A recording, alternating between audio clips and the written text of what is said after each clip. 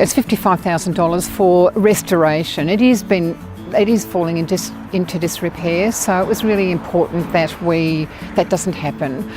It's such a vital part of our community. It'll restore the render, and it'll also take out a couple of the windows from here. Our original windows apparently, and that need quite a lot of restoration work. It'll be painted, and then the ashlar lines will be all put back on.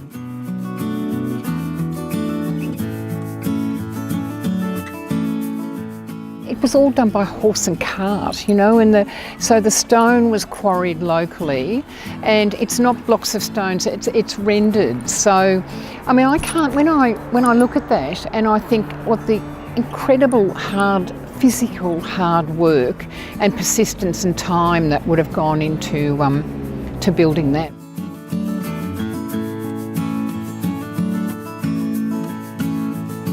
We have a garden out the back and a commercial kitchen, so every 6 weeks we have a community feast. We run lots of classes and activities, and of course we have the bookshop, which is our social enterprise. All the books are donated.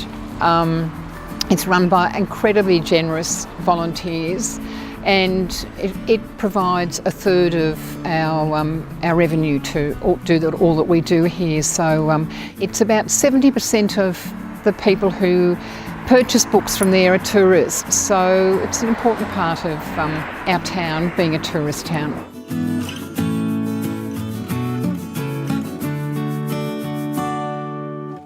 We're very grateful. We could never have done the work that's going to be done without the grant of $55,000. Beechworth has so many wonderful heritage buildings, so many stories to tell. Just a really important thing to preserve these magnificent buildings that we have.